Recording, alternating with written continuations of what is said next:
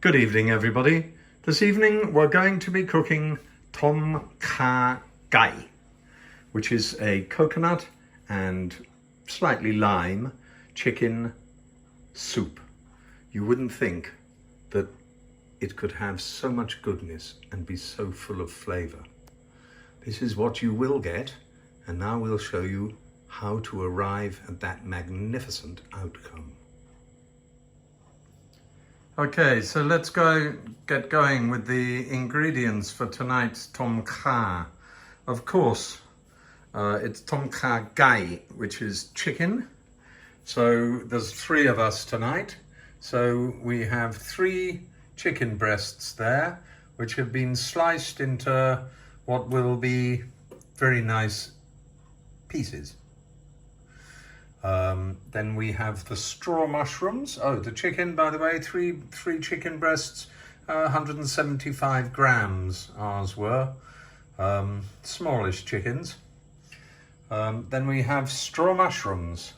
Straw mushrooms here, there's about 200 grams, and they're not exactly skinned, but the covers are nipped where there may be a bit of nippable stuff that you don't want to eat. They're split in half. I'm not sure if you can use champignon mushrooms. I would suggest if you want champignon mushrooms, you use very small button ones that haven't opened, because these straw mushrooms haven't either. So it'll be much the same all in all, but not all in all. And then the herbs that go with it. There's a couple of spring onions there on the left. Then there is a coriander plant-ette with its root. You need its root as well. Then there is 1 stick of lemongrass, 3 limes. We may not use them all, but we might. 1 chicken stock cube, canola, a piece of kha, which is galangal. It's the same family as ginger, but you don't want to use ginger. Galangal is you can get in most Asian supermarkets. 5 smallish shallots, a few chilies, which of course as always are optional. Many people don't put them in, and many people put more. And of course kaffir leaves, which add a nice little taste to it. And we also have the coconut milk, which is 125 grams, and then we have 125 milliliters, and then we have 650 milliliters of water. A quick word about the coconut flavor. The coconut flavor is important in this soup, but in my opinion, and it is my opinion, and those of us in our family and people who have eaten it, most places fill it with coconut cream or coconut milk, which makes it very, very rich, very, very sickly, and we think too much. If you have this much, it to some people may be watery, but the flavor is there, and the milkiness is there, and it doesn't destroy the overall impression of the soup, and it leaves the coconut as a contributing flavor, which is much better than having a thick, creamy soup, which is just overpoweringly filling and sickly and sweet and zzz. So I recommend, put more in if you want, put less in if you want. But this, I've been eating it like this for 30 years, and I'm still going strong. Well, of a manner of speaking. So there we are with our ingredients, and we'll get going now. To save a bit of time for those of you watching, we've started chopping up the herbs and flavoring. First thing to do is take the root off the coriander plant. There it is, rather nicely highlighted by the Chinese porcelain background. but we do need that. But you need to take that off separately. The spring onions can get chopped up into smallish pieces like so, and the rest of the coriander plant can be roughly chopped into small pieces, but not minute. Right, now we'll go with the lemongrass. Lemongrass is chopped like so.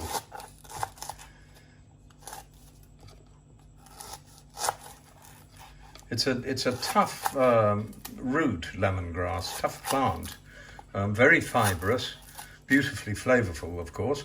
The end bit gets thrown away, I think, yeah? So that's gone.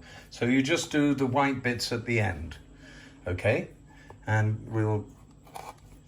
Now the galangal, or ka as they call it here, is very tough. We grow it in our garden. It's underground, it's a root, and you have to absolutely hack your way through it.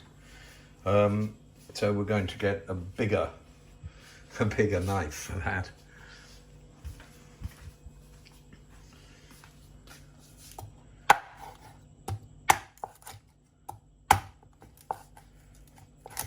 But even at this stage, even just cutting it up, the smell that comes out is absolutely glorious. So we'll put that, the lemongrass and the galangal together, chopped. Again, you can have a look there. It's pretty rough. Now the shallots, just get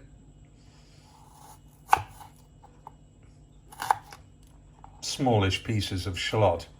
Again, shallots are strong, they release the flavour easily, so you don't have to make them small.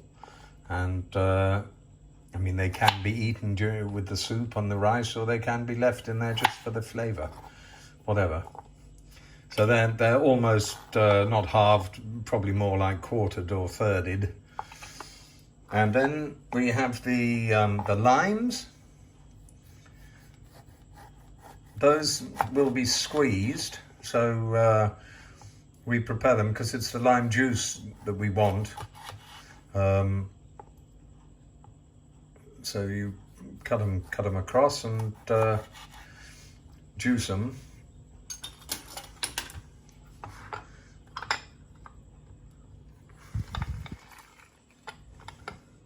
Technology, you know. Doesn't it make everything so much easier when you can apply full chromatic principles into extracting juice from a lime? Very expensive at the moment in Thailand. Sam look, Tare? 20, about 50p English money for 3 limes. We had a bush in the garden, but unfortunately it suddenly just decided to stop, and it dropped all its leaves, and that was the end. Anyhow, there we are. That's how much lime juice we've got from 3 limes. Now what we're left with, there's the single chicken stock cube there, you can see, which we'll deal with in a minute. It doesn't need much preparation because it is what it is. The chilies, for those of you that are going to add them, the chilies get massacred like this. They're sliced lengthways. Again, they're not chopped across.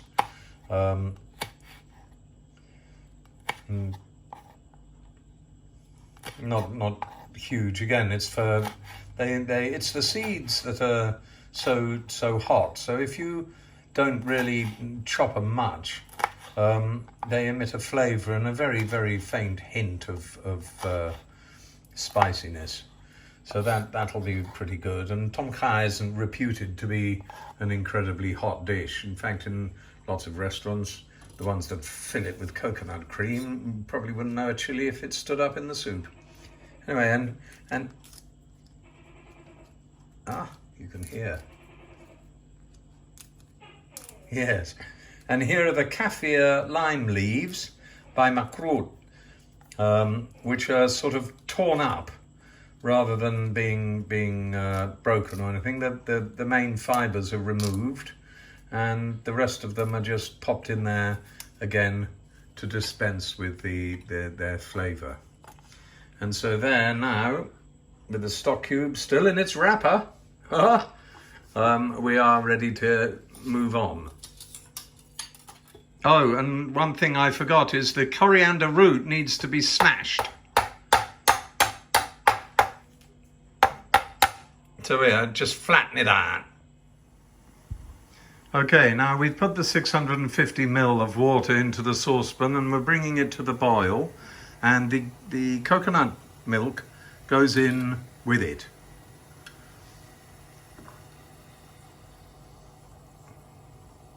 Right, and we need it to come to the boil, and then we will add the flavorings that are so important, which is the galangal and the lemongrass and the shallots and the coriander root and the kaffir lime leaves. Those are all going in now, not the chicken stock cube, but the shallots are in as well, and everything except the chilies and the stock cube. Okay, those go in and get a bit of a stir, and we let that soak for the flavors to come out a bit, and then we'll go ahead and add the chicken,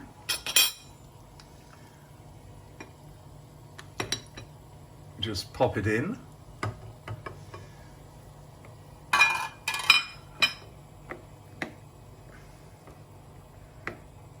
and make sure that it's split up into, because chicken tends to stick to itself, but it's just make sure it's broken up in the soup. And then we add the mushrooms as well, the straw mushrooms.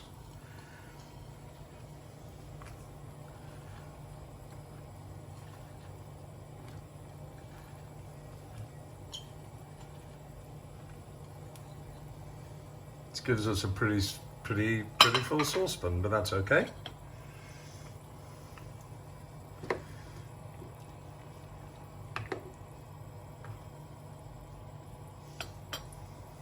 Right, now this is going to boil for some time.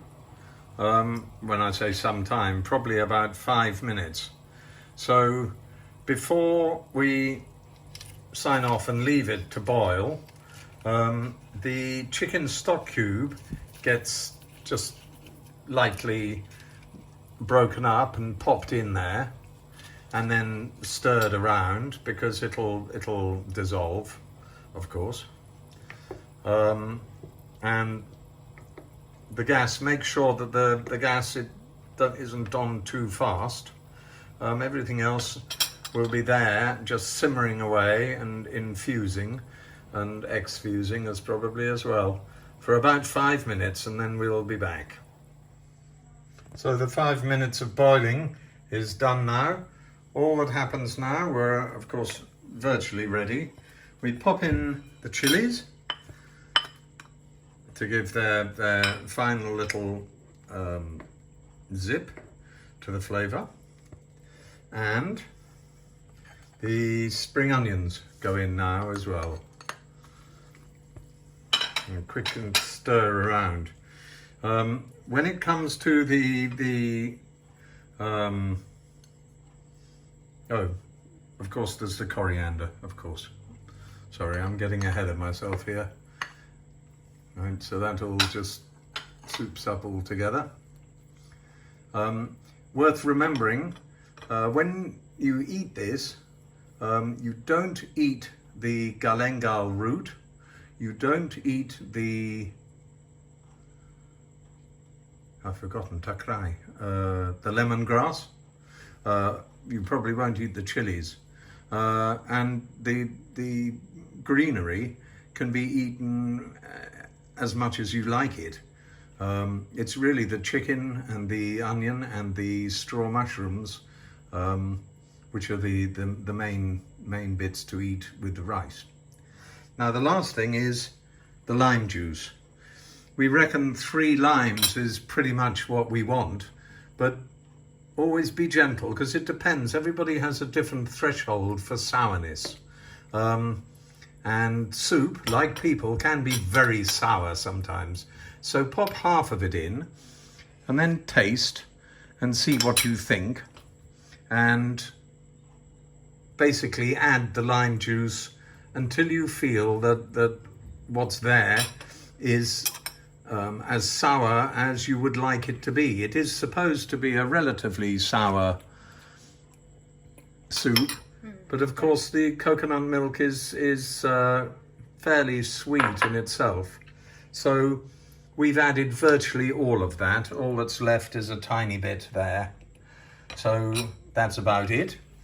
So now it's just a case of serving up most or all of it into a dish. And